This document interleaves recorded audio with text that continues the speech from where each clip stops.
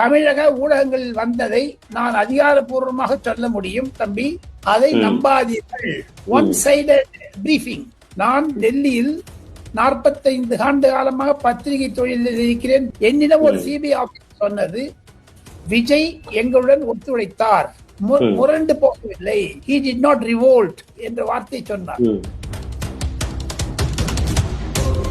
எல்லா விட்னஸும் சிபிஐ பயப்படுவாங்க கொஞ்சம். இவர் சொல்லிட்டாரு, எனக்கு நீ என்ன டேட் கூட வர காரணம் தைரியம்.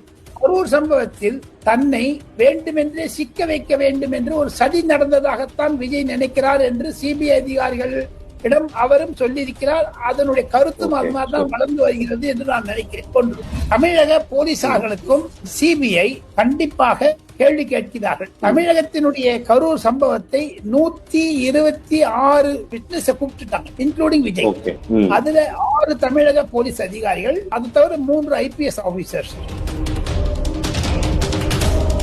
தம்பி, நான் ஒரு சேலஞ்ச் விடுறேன் தமிழக போலீசாருக்கும் தமிழக அரசாங்கத்திற்கும், யாருக்குமே சொல்றேன். அந்த சினிமா பார்த்துட்டு யூஏ சர்டிபிகேட் கொடுத்துட்டு அப்புறம் அந்த கைதை வச்சிருந்தாங்க, திருப்பி ஒரு வித்ட்ரா பண்ணாங்க. ஏன் தெரியுமா? ஒரு லெட்டர் போட்டாங்க. அந்த 2 லெட்டர் போட்டு திமுகவால் தூண்டப்பட்டது. அவரை காலதாமதாக வேண்டும் என்று சதி செய்தார்கள் திராவிட முன்னேற்ற கழகத்தில். சிபிஐயே என்கொயரி ஆர்டர் பண்ணும்போது சுப்ரீம் கோர்ட்டுடைய ஒரு வடிவங்களை எல்லாம் பாத்தீங்கன்னா, நீங்க அந்த ஆர்டரை பாத்தீங்கன்னா 28 பக்கங்கள் இருக்கு. அந்த 28 பக்கத்தை நான் படிச்சேன் தம்பி. அதுல சொல்றாங்க, அந்த ஜெகதீஷன் கமிஷன் ஆஃப் என்கொயரி தப்பு. ஏன் அந்த 4 போலீஸ் ஆபீசரும் சீஃப் செக்ரட்டரி அமுதாவும் பேசினாங்க, IAS ஆபீசர்ஸ்.